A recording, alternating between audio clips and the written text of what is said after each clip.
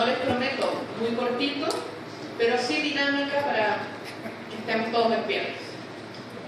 Bueno, el tema que yo les quiero presentar va muy asociado a muchos temas que hemos hablado entre ayer y hoy. Quiero primero que nada pedirles el favor que ustedes se sientan ahora desde la perspectiva del turista. Ustedes turistas y ustedes turistas internacionales.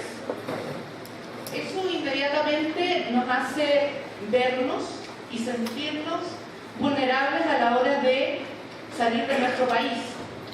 Sencillamente porque no conocemos las leyes, no conocemos el sistema, no conocemos el país que nosotros queremos visitar como turista internacional. Entonces, eso a nosotros nos genera una cierta vulnerabilidad natural por el hecho de estar fuera de nuestro círculo de seguridad, si se puede decir. Entonces, cuando nosotros hablamos de lo que es el turista internacional en este caso, generalmente se tiende a asociar a todo lo que es ver todas las situaciones que se puede ver enfrentado desde el punto de vista del consumidor.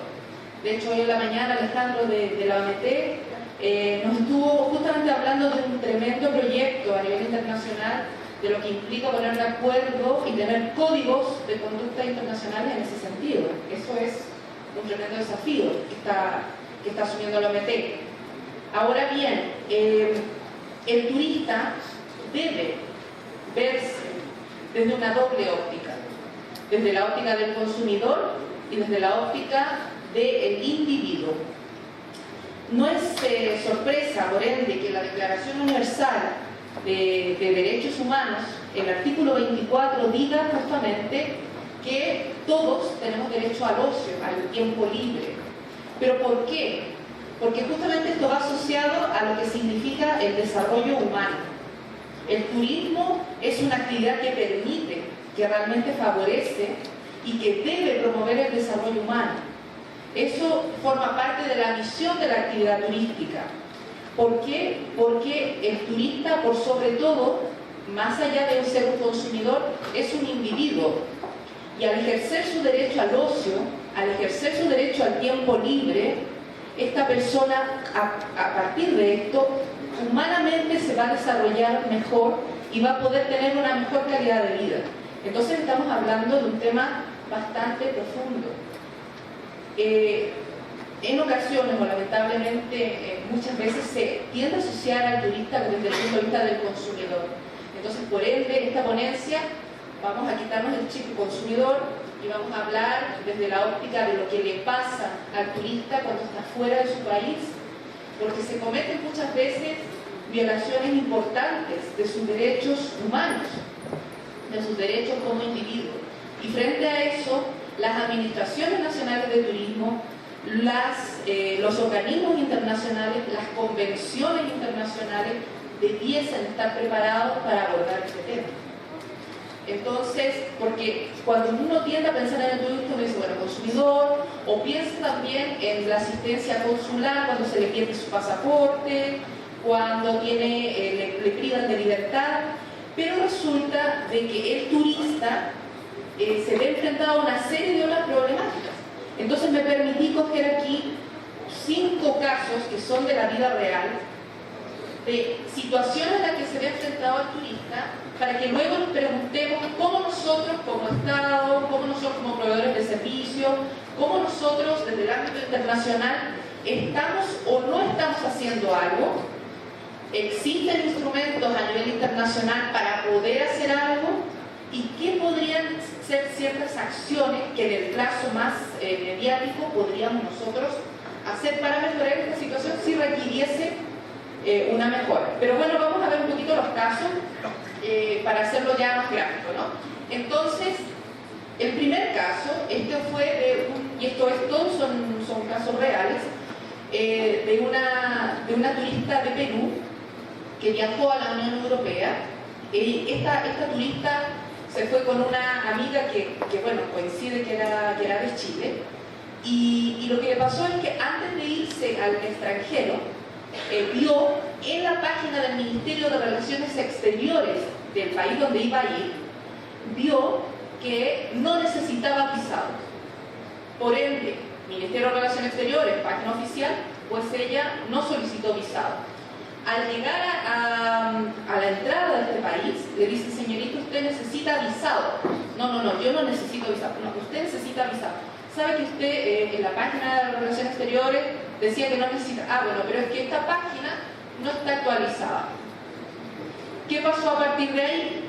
La tomaron detenida, la llevaron con presos comunes por una semana, avisaron con 3 días de tardanza a su cónsul de esta situación, y luego de una semana que lo tuvieron con reos comunes a través de su consulado lograron sacarla del país. Tuvo que pagar en un billete business para poder devolverse a Perú, y en ese momento, a partir de ese momento, nadie asumió ninguna responsabilidad más, ni su Estado, porque ya cumplió desde la óptica de la asistencia consular, cumplió con su cometido de rescatarla de esta situación, le pidió responsabilidad al Estado, ella intentó ir hacia el Estado, digamos que de la Unión Europea, que no le dio la información porque no estaba actualizada. El Estado dijo no, yo no tengo ninguna responsabilidad, usted ya está fuera de mis fronteras. Le pidió responsabilidad a la agencia de viaje, la agencia de viaje no, porque no es un asunto asociado al consumidor, es un asunto asociado a otro tipo de reglamentación inexacta que, digamos que producto de esto se cometió este error, ¿no? Entonces, esa es una situación, se las dejo planteada, nos vamos a pasear por varias más. La segunda, las prácticas abusivas que se dieron a raíz también de lo que se habló de esta situación en Estados Unidos y de las medidas que en su momento tomó la Unión Europea, justamente para ver de qué manera se podía proteger aún más las fronteras, ¿no? Entonces, hubo prácticas sumamente abusivas después que se promulgó el reglamento que prohibía transportar líquidos hasta un cierto milimetraje de líquidos, donde, por ejemplo, a una turista no se le dejó transportar su medicina. Y era medicina, ¿por qué? Porque estaban frascos líquidos que eran por sobre los 100 ml, ¿no? Y no se le dejó transportar su medicina. Además de la diferencia de criterios en la aplicación de esta reglamentación, de esta normativa, entre los propios países de la Unión Europea. Caso número 2. Caso número 3, acá tenemos un caso muy cercano, porque es de la región, y que fue todo lo que se suscitó a partir de la influenza humana que se asoció con México, y por ende todos los tratos inhumanos y degradantes para con la persona del turista mexicano que estaba en el exterior.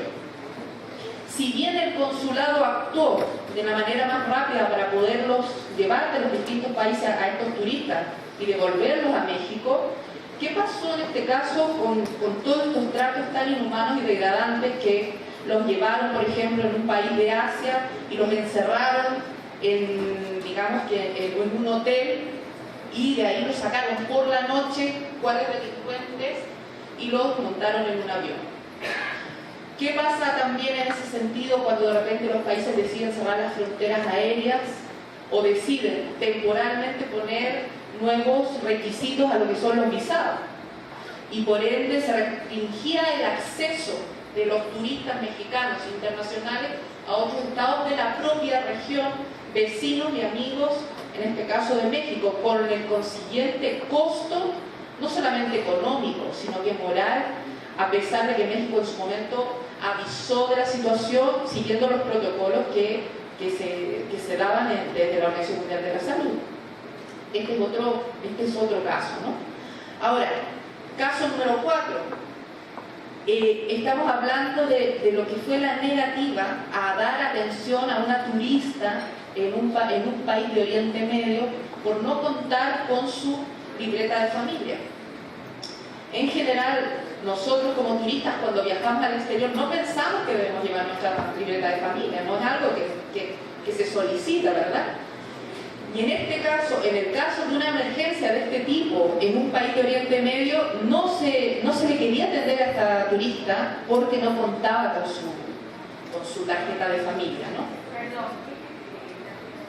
La tarjeta de familia es donde se reconoce que ella está casada, con sus hijos, que se anota La libreta de familia, la libreta de matrimonio, sí, que no es algo que nosotros llevemos con nosotros, ¿verdad? Bueno, y el último caso también tiene que ver, todos estos son casos reales. ¿Ven que les prometí que iban a estar despiertos en esta UNES?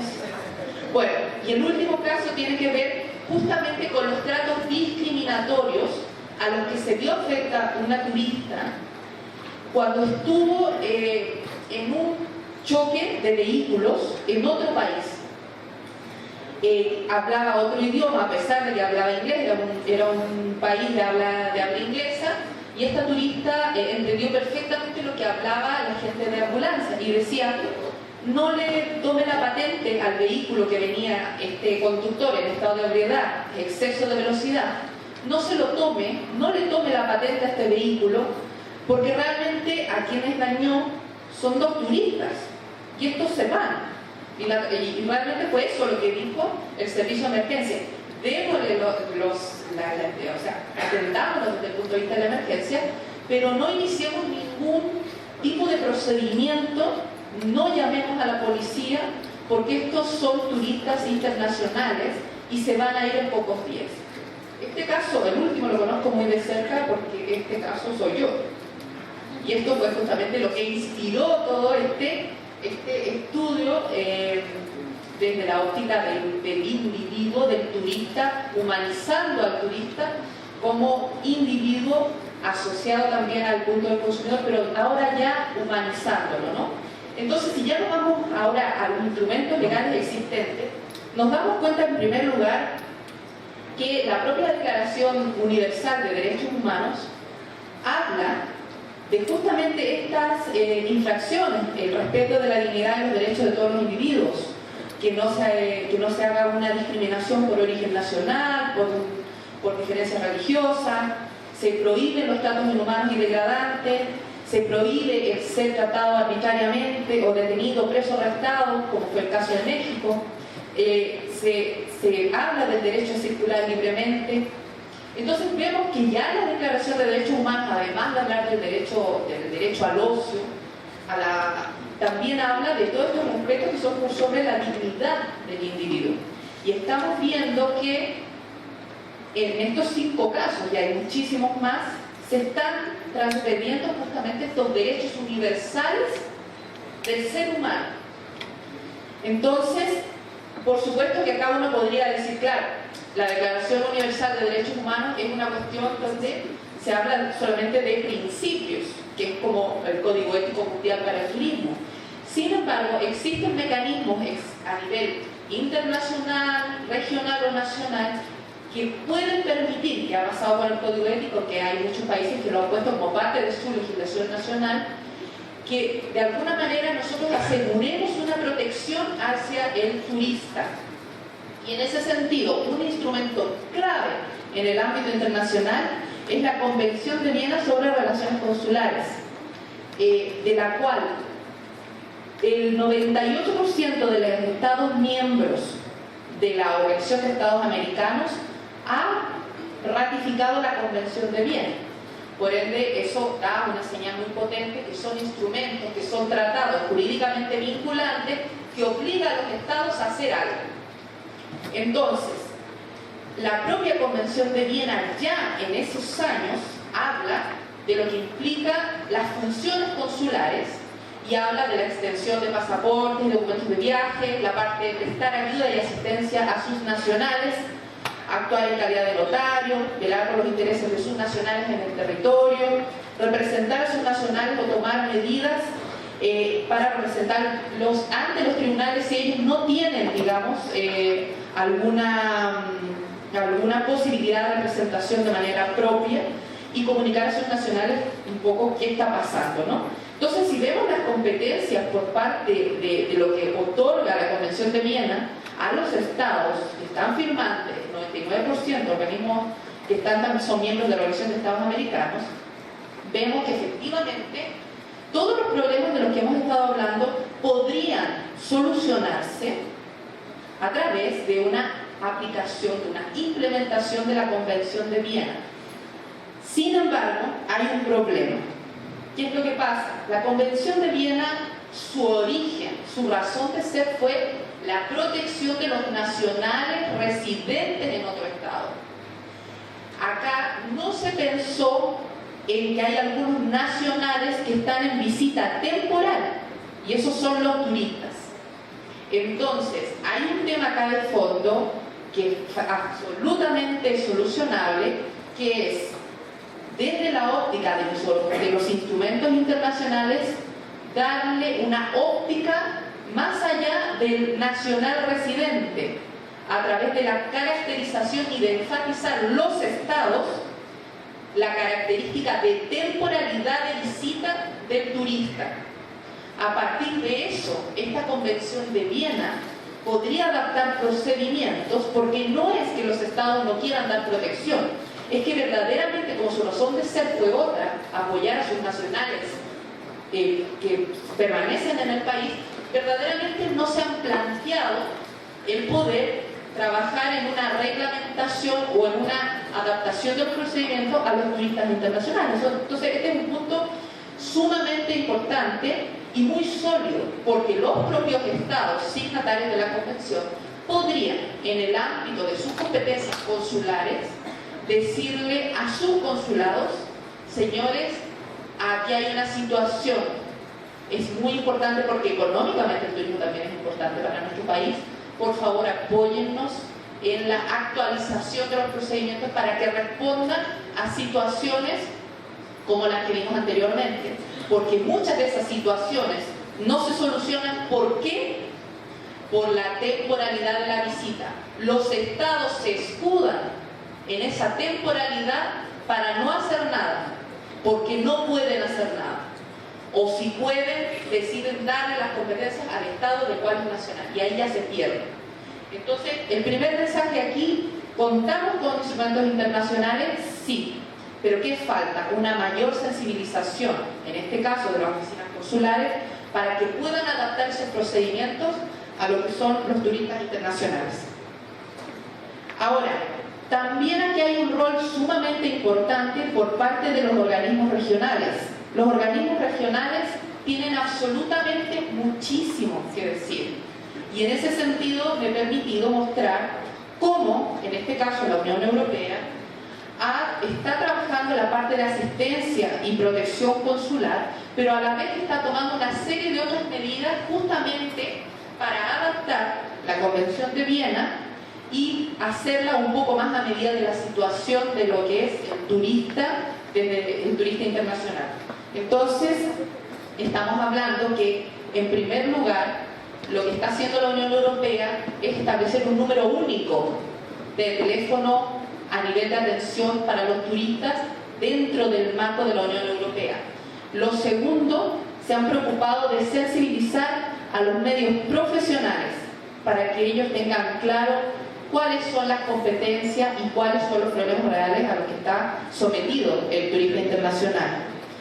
También la Unión Europea, en este caso, como organismo regional, está preocupado de guiar la elaboración de las recomendaciones de viaje para evitar exageraciones que puedan impactar tan desfavorablemente como fue en el caso de México, a pesar de que ellos supieron salvar la situación de una manera bastante impresionante, pero justamente acá es dar información en la medida de lo justo, que es también lo que habla la OMT en sus recomendaciones de viaje. También hay otro tema sumamente importante, que es información armonizada. Hay un solo link en la Unión Europea para que quien es turista sepa cuáles son sus derechos y cuáles son sus obligaciones. Hay un solo punto donde el turista va a obtener toda la información en los distintos idiomas. Y lo otro es la sensibilización de los ciudadanos de la Unión, justamente, por ejemplo, a través de estos afiches, que no se ven muy bien, pero es justamente: ¿qué pasa? Usted, señor europeo, necesita asistencia y protección consular. Estas son las situaciones que nosotros podemos apoyarle, ¿no? Sensibilización. Ahora, si nos vamos y paseémonos ahora un poco por las distintas regiones del mundo, nos damos cuenta que los organismos regionales tienen atribuciones en materia turística, la tienen. De hecho, el Tratado Constitutivo de la Unión Africana Por ejemplo, define su preámbulo como uno de los objetivos prioritarios de la promoción y protección de los derechos humanos y la creación de comités especializados en materia, entre otras, de turismo.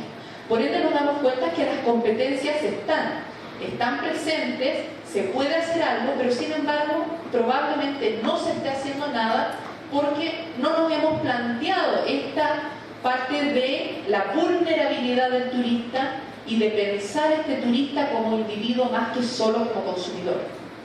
Luego vemos, digamos a nivel de Asia-Pacífico, que también cuenta con disposiciones en sus acuerdos constitutivos que permitiría un trabajo regional en materia de asistencia y protección al turismo. Y ellos además tienen un comité de ministros que permitiría la aplicación concreta de medidas. Entonces estamos viendo que África podría hacer algo, que Asia-Pacífico podría hacer algo. Y por supuesto la OEA, la Carta de la Organización de los Estados Americanos, claramente habla de, como una razón de ser, el centrarse en fomentar la colaboración, la solidaridad y defender la integridad territorial e independencia de quienes la conforman. Y habla del Consejo Interamericano para el Desarrollo Integral y dentro de eso le entrega competencias en el ámbito del turismo. Entonces, en resumen, vemos que tenemos instrumentos internacionales, la Convención de Viena, que sin embargo está adaptada hacia la parte más de los nacionales residentes y debiese adaptarse hacia el nacional de visita temporal, que es el turista. Contamos con los organismos regionales que cuentan competencias para trabajar en el sector del turismo y que podrían enfrentar estos temas. Hemos visto cómo la Unión Europea, en este caso, ya está trabajando en medidas de este tipo y entonces yo me voy al lado más de las propuestas de qué es lo que nosotros en este minuto para trabajar en la humanización del turista internacional se podría hacer, y son cuestiones muy concretas y que no tienen tanta complejidad, donde incluso una policía de turismo, ahora que yo escuchaba la presentación de la República Dominicana, de El Salvador, me doy cuenta que tendría un tremendo rol. Lo primero es formar a los funcionarios consulares desde la óptica de caracterizar al turista y humanizarlo. Simplemente con esta formación a los funcionarios consulares, ya una convención de Viena podría tener una mayor utilidad a nivel nacional. Imagínense esto asociado a la policía de turismo, esta sensibilización de las autoridades consulares. Entonces sería ya, que es algo que se puede hacer de manera bastante inmediata, ya sería un tremendo aporte a esta humanización, ¿no? Lo otro, y acá es donde México está tomando ahora un rol bastante prioritario, es el trabajar en la parte de información, asistencia y protección al turista. Muchas de las situaciones que se dan es justamente porque el turista busca la información a través de internet y la busca desde distintos medios, algunos oficiales y otros no oficiales, pero verdaderamente, ¿qué pasaría si se pudiese contar cada país con una guía de información, asistencia y protección al turista, donde desde los ojos del turista se pensara, por ejemplo, en ver cuáles son sus principales inquietudes desde que llega al aeropuerto y no vaya a tomar un taxi que no es oficial y ya inmediatamente ya está en riesgo, hasta cuando se va del destino? ¿Qué pasaría si los estados, que es lo que está en este minuto trabajando México, qué pasaría si los estados se ponen como una meta, las administraciones nacionales de turismo, el crear esta guía de asistencia y protección al turista con una aplicación, digamos, para los teléfonos móviles, cosa que el turista sepa que apenas googlea el país, inmediatamente le sale esta aplicación? ¿Qué pasaría? ¿Se reducirían, por ejemplo, muchas de las problemáticas que aquí pasaron? Probablemente sí. A lo mejor ahí ya no estaría el problema que tuvo esta turista peruana, porque no estaba actualizada la información sobre los visados, por ejemplo. ¿Qué pasaría si se crean centros de atención al turista? Justamente, pero desde la óptica no solamente de apoyarle en la solución de controversias desde la óptica del consumidor. ¿Qué pasaría si estos centros actuales que ya existen se le diese esta componente más desde el punto de vista de la protección de los derechos humanos del turista? ¿O qué pasaría, ya siendo más realista, porque no muchos estados tienen para crear centros específicos, que a las propias oficinas de información turística, a los informadores turísticos, se les enseñe cómo afrontar y cómo derivar al turista frente a cada una de estas situaciones? ¿Eso es factible? Yo pienso que sí. Yo creo que es factible. Ya están los centros de información turística. ¿Qué pasaría si nosotros le empezamos a poner dentro de la formación de los informadores turísticos el cómo trabajar frente a la protección como consumidor y como individuo? ¿Es factible? Yo pienso que es factible. La información vis a vis a los proveedores de servicios, sentarse con ellos en el marco de sus propios establecimientos, que yo sé que es algo complejo, que esto es algo lento, pero ¿qué pasaría si verdaderamente uno se sentase con los prestadores de servicios turísticos y le explicáramos cada situación para que ellos pudiesen saber cómo resolver estas situaciones o a quién derivarlas? Y por último, y quizás uno de los temas más importantes, donde definitivamente los organismos regionales y la OEA, a través justamente de este concepto de seguridad multidimensional, ya está haciendo un tremendo trabajo y definitivamente se podría ir mucho más allá. ¿Qué pasaría si en los marcos regionales se podría trabajar en algunos instrumentos jurídicos, a tratados internacionales de ámbito regional, donde justamente se dé solución a estas 3, 4 o 5 macro problemáticas a las que se ve el turista como individuo? Muy complementario a lo que en este minuto está haciendo la materia desde el punto de vista del consumidor. ¿Qué pasaría si a nivel regional se asume esto como un desafío? Si las administraciones nacionales de turismo dicen, ¿saben qué? Nosotros vamos a presentar una propuesta en el seno de los organismos regionales para que estos organismos puedan apoyar la definición de las principales problemáticas y soluciones en el ámbito multilateral regional? Desde mi perspectiva, yo pienso que, y aquí viene mi deformación profesional, que yo trabajé antes en la Organización Mundial del Turismo, creo firmemente, primero, que ya tenemos los instrumentos jurídicos internacionales, que solo bajarlos al ámbito del turismo, eso se puede hacer. A través de formación, se puede hacer. Y segundo, creo firmemente que los organismos regionales pueden perfectamente liderar, si es que hay estados que quieran y que propongan a los organismos regionales el que se trabajen en tratados multilaterales para poder dar solución a estas problemáticas. Por último, y este es un pensamiento, si el turista tiene un problema en lo que se refiere a un prestador de servicios turísticos, probablemente vuelva al país. La única diferencia es que no, si fue un problema con el hotelero, no va a tomar el mismo hotel, no va a contratar el mismo hotel o la misma agencia de viajes, pero probablemente sí vuelva al país. Pero si se le ha vulnerado un derecho como individuo, probablemente ese turista nunca vuelva. Ese turista, como la familia de ese turista y los amigos de ese turista. Porque cuando estamos hablando de la vulneración de los derechos como individuo, son temas que quedan en el corazón de las personas, como quedó en el caso de muchos mexicanos de haberse visto encerrados, encarcelados con un trato vejatorio. Quedó en la mente y en el corazón de estas personas la no resolución de estas situaciones. Y por esa situación probablemente no vuelvan. ¿Por qué? Porque el turismo debe promover el desarrollo humano. Y en estas situaciones lo que provocó es un daño al derecho del individuo, del turista, desde la óptica de sus derechos humanos. Ese es mi mensaje final. Muchas gracias.